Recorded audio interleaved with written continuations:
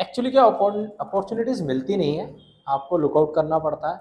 आपको ऐसा नहीं है कि मैंने सिर्फ एक कंपनी में अप्लाई किया था तो मुझे मिल गया। मैंने मल्टीपल कंपनीज़ में अप्लाई किया। मैंने कभी भी अपने आप को रोका नहीं कि मेरे को एग्जैक्टली। नहीं जाना है या मेरे को अटकना है, मेरे को एक ही जगह स्टक रहना है। मैं I always looking for a better opportunities. तो मुझे जैसे ही बेटर अपॉर्चुनिटी मिली मुझे करंट ऑर्गनाइज़ेशन से, एग्जैक्टली। तो मैंने स्विच कर लिया।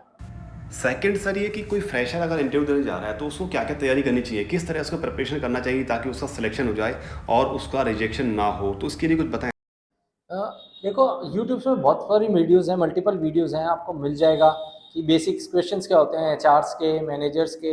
हर कंपनी के एक एग्जैक्टली। अलग पैरामीटर होता है इंटरव्यूज़ में जज करने का।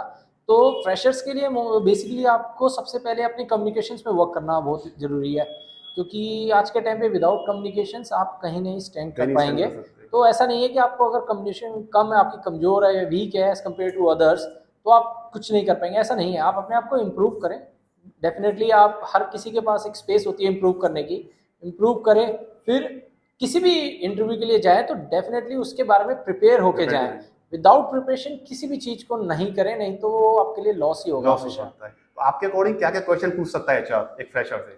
एचआर्स की अगर आप ने अगर कभी किसी इंटरव्यूज़ को फेस किया हो या जज किया हो तो आपको डेफिनेटली पता होगा कि एचआर्स के कुछ बेसिक्स इंटरव्यू क्वेश्चंस होते हैं इंटरव्यूज़ के, वो सबसे पहले आपके रिलेटेड ही होते हैं कि आपने देखा होगा टेल मी अबाउट योरसेल्फ, आपकी हैबिट्स के बारे में, आपकी एग्जैक्टली। फैमिलीज बैकग्राउंड के बारे में, आपके बारे में, डेली रूटीन्स के बारे में, आपकी हैबिट्स के बारे में, आपकी लाइक डिसलाइक के बारे में। तो ओवरऑल आपको जज करते हैं, एग्जैक्टली। तो आप अपने बारे में कितना जानते हैं। तो सबसे पहले आपको अपने बारे में प्रिपेयर होना बहुत ज़रूरी बहुत जरूरी है है। ना? एक बेसिक सा क्वेश्चन होता है एचआर का, why we should hire you. ये बेसिक सा क्वेश्चन होता है, काफी लोग उसमें हम लोग मतलब बोल नहीं पाते, बता नहीं पाते कि ताकि मैनेजर संतुष्ट हो जाए कि yes we can hire that person. तो आप इसके बारे में क्या बोलना चाहेंगे, इसके बारे में आंसर क्या पुट करना चाहिए एक एम्प्लॉय को? इसका आंसर्स तो स्पेसिफिक कुछ नहीं है मेरे हिसाब से, बट आपका वो कॉन्फिडेंट लेवल जज करते कॉन्फिडेंट हैं। लेवल। और आप अगर कॉन्फिडेंट हैं और आप उनको कन्विंस कर पाते हैं कि जिस वर्क के लिए आप मुझे इंटरव्यू कर रहे हैं मेरा, उस बिल्कुल। वर्क के लिए मैं सूटेबल एम्प्लॉय हूँ, तो डेफिनेटली आपको वो हायर करेंगे।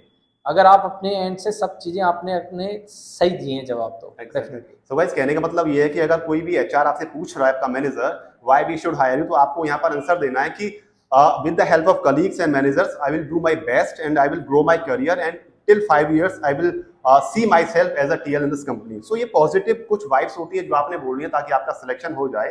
नेक्स्ट अब मेरा ये रहेगा कि किसी एम्प्लॉय को सोशल मीडिया पर एक्टिव होना है, लाइक लिंक्डइन, ट्विटर, फेसबुक पर, तो क्या वहां से भी उनको जॉब की अपॉर्चुनिटीज मिलने के चांसेस होते हैं? बहुत ज़्यादा अपॉर्चुनिटीज़ हैं आजकल, आप देखेंगे लिंक्डइन के अंदर बहुत ज़्यादा कंपनीज अपने आप को बिल्कुल। इन्वॉल्व कर चुकी हैं। एंड इवन कि आजकल आप फेसबुक्स में भी देखेंगे तो फेसबुक्स में भी बहुत कंपनीज ने अपने आप को इन्वॉल्व कर रखा है। वो अपनी अपनी नई अपॉर्चुनिटीज़ को ओपन करके वहाँ करके पे देख सकता है। डाल सकते हैं कि हमें इतने एम्प्लॉयज़ चाहिए। सोशल मीडियाज़ में, लिंक्डइन में वगैरह में आपको बहुत सारी अपॉर्चुनिटीज़ मिलती हैं। बट सबसे बेटर ये है कि आपके लिए क्या राइट है वो आपको जज करना आना जस्ट चाहिए, करना आना चाहिए। क्योंकि ऐसा नहीं है कि हर कंपनी अच्छी होती है या हर एम्प्लॉय अच्छा होता है। बिल्कुल। आपके लिए क्या अच्छा है ये सबसे बेटर होता है, कि आप उसको कैसे जज करते हैं कि ये कंपनी में मैं ग्रो करूंगा, इस कंपनी के लिए बारे में मैं समझ सकता हूँ और मुझे डेफिनेटली इस कंपनी में वो चीज़ मिलेगी जो मैं चाहता हूँ। बिल्कुल। वन मोर क्वेश्चन सर, जैसे कोई बंदा होता है, कोई सप्लाई से है या फिर लॉजिस्टिक्स से है, अगर वो उसको सेम फील्ड में जॉब नहीं मिल रही है, तो क्या ऐसा हो सकता है कि वो बीपीओ से अपना करियर स्टार्ट करे और बीपीओ से वो अपनी जॉब ले पाए, अपने कुछ 1 डेढ़ साल में अपना करियर स्टार्ट अच्छे से कर पाए? तो इसके बारे में क्या कहना चाहेंगे आप? जैसे आपने जिस फील्ड में भी स्टडी की है, फर्स्ट ऑफ ऑल आपको उस फील्ड में अगर आपका इंटरेस्ट है, उस फील्ड में आपने स्टडी की है, तो आपको उसी जॉब्स के लिए जाना चाहिए। तो वो क्या आपके लिए एक राइट ट्रैक होगा अपने आप को एग्जैक्टली। इम्प्रूव करने का और ग्रो करने का। मैं एक चीज़ ऐड ऑन करना चाहूँगा, अगर बीपीओज आप ज्वाइन करते हो तो वहाँ पर आपको बहुत सारी ट्रेनिंग्स मिलती हैं, आपके एक्सेल के रिगार्डिंग, आपकी कॉम्स के रिगार्डिंग, आपकी बॉडी जेस्चर के रिगार्डिंग। तो अगर आप बीपीओ ज्वाइन करते हैं तो बीपीओज में आप 6 महीने या साल में अपनी स्किल्स को इतनी एनहांस कर सकते हैं कि आप अपने फील्ड में अपना करियर बना सकते हैं। तो ये भी आपके लिए पॉजिटिव थिंग रहेगा। सर, फ्रेशर्स के लिए आपकी ओर से क्या राय रहेगी कि वो किस तरह से अपनी स्किल्स को एनहांस करें, किस तरह से अपनी प्रिपरेशन करें, इंटरव्यूज की तैयारी करें ताकि उनका सिलेक्शन हो जाए और वो अच्छे से कंपनी में ज्वाइन कर सके, अपना करियर आगे बढ़ा सके? किसी भी फील्ड में अगर आप इंटरव्यूज़ के लिए जा रहे हैं, किसी भी कंपनी में जा रहे हैं, तो सबसे पहले फ्रेशर्स को कॉन्फिडेंट होना बहुत ज़रूरी है।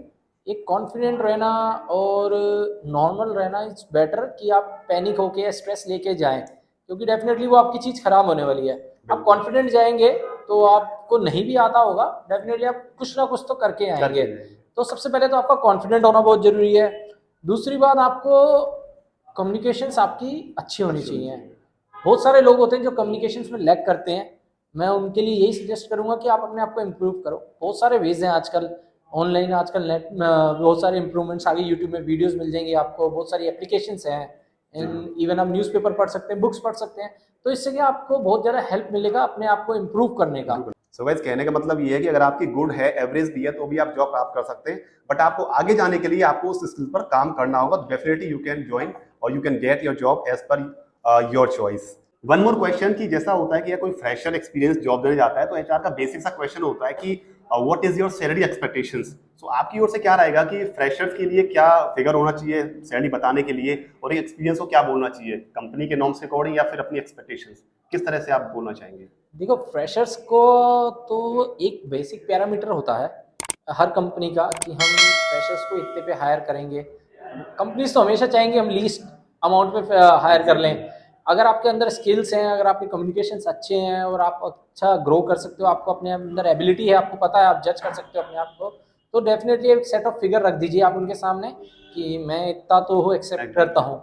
बट एक आपका भी एक्सपेक्टेशंस होता है कि आप अपना एक्सपेक्टेशन हमेशा रखिए कि मैं इतना तो एक्सपेक्ट करता हूँ, चाहे वो फ्रेशर्स हो चाहे वो एक्सपीरियंस्ड हो। One more important question for you guys, कि जैसा बीपीओस में नाइट शिफ्ट होती है, नाइट में हेल्थ को मेंटेन करना बहुत ही बड़ा इशू है कि अगर नाइट में हेल्थ को मेंटेन कैसे करें। सो इनसे हम जानेंगे कि अगर आप नाइट में जॉब कर रहे हैं, ऑलरेडी 5 साल से नाइट में जॉब कर रहे हैं और हेल्थ आप देख सकते हैं, तो हेल्थ को मेंटेन कैसे करें? कहते हैं ना कि जान है तो जहान है, तो उसको कैसे मेंटेन करें? देखो, ये डिपेंड करता है पर्सन टू पर्सन, बट मैं सजेस्ट यही करूँगा कि जो लोग नाइट में जॉब करते हैं, अगर वो अपना डेली रूटीन में से 1 घंटा या मैक्सिमम आधा घंटा भी निकाल पाए अपनी एक्सरसाइज के लिए, तो डेफिनेटली करें। क्योंकि जैसे हमारी मोस्टली नाइट शिफ्ट्स होती हैं, अब नाइट शिफ्ट्स क्या ऑल टुगेदर डिफरेंट होती है आपकी हेल्थ बैलेंस को लेकर। अगर हेल्थ लाइफ स्टाइल को देखें तो हेल्थ लाइफ स्टाइल बोलती है कि आपको 8 घंटे की रात की नींद चाहिए। Exactly. और हम लोग 8 घंटे रात को काम करते हैं, तो उसमें क्या आपका पूरा लाइफस्टाइल खराब हो जाता है, आपको वो इनबैलेंस्ड हो जाता है लाइफ सर्कल जो होता है। तो मैं उसके लिए यही सजेस्ट करूँगा कि और कभी भी वर्कआउट शिफ्ट से पहले मत करें।